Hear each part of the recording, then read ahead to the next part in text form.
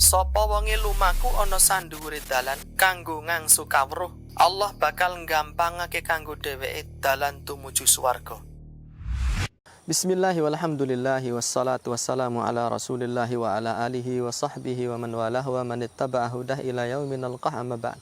Kaum muslimin yang senantiasa dirahmati oleh Allah Subhanahu wa taala, saat ini saya sedang berada di halaman Masjid Ar-Rayyan yang ada di Kompleks Bale Al-Jannah di Kota Tua Purworejo. Di lokasi ini terdapat banyak gazebo, kemudian tanaman buah, tanaman bunga, beberapa hewan ternak, dan di tengahnya ada kolam dibangun di atasnya masjid.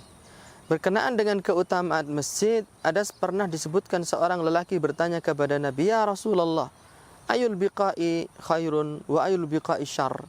Lokasi mana yang paling utama dan lokasi mana yang paling buruk? Faqala la adri. Nabi SAW menjawab, "Saya tidak tahu." Sampai beliau bertanya kepada Jibril, Jibril pun menjawab tidak tahu. Beliau bertanya kepada Mikail dan dijawab, "Khairul biqa'il masajid wa syarrul biqa'i al-aswaq." Lokasi yang paling utama itu adalah masjid-masjid, dan lokasi yang paling buruk, yang paling jelek itu adalah pasar-pasar. Masjid adalah rumah Allah dan masjid adalah milik Allah Subhanahu wa taala. Allah taala berfirman, "Wa annal masajida lillahi fala tad'u ma'allahi ahada." Dan bahwasanya seluruh masjid itu adalah milik Allah, maka janganlah engkau beribadah kepada selain Allah. Jangan engkau mensekutukan Allah dengan sesuatu pun. Dan rumah Allah ini, masjid ini hendaknya dimakmurkan. Innama ya'muru masajidallahi man amana billah.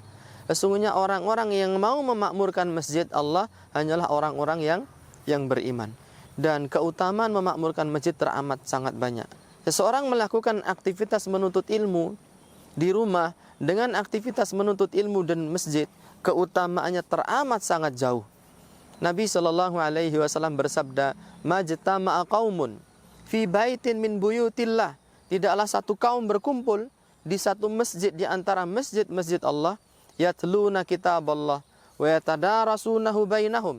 Mereka membaca kitab Allah dan saling mempelajarinya di antara mereka, illa nazalat alaihimus sakinah wa ghasyiyatuhumur rahmah.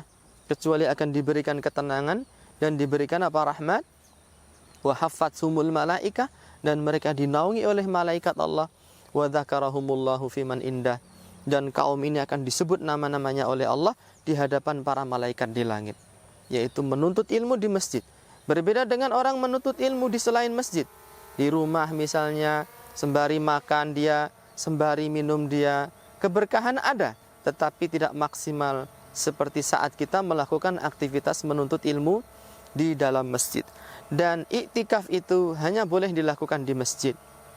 Maka masjid itu adalah satu tempat yang penuh dengan keutamaan, tempat di mana orang-orang beribadah kepada Allah, tempat di mana ahli maksiat bertaubat, mengeluhkan dosanya, meminta ampunan kepada Allah Subhanahu wa taala, tempat di mana para malaikat mengepakkan sayapnya dan menaungi orang-orang yang berkumpul di masjid di dalam rangka untuk menuntut ilmu agama Allah Subhanahu wa taala.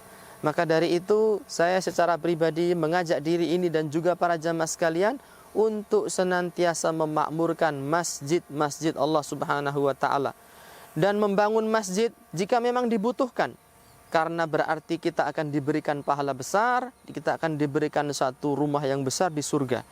Nabi mengatakan, "Man bana lillahi baitan banallahu lahu baitan fil jannah."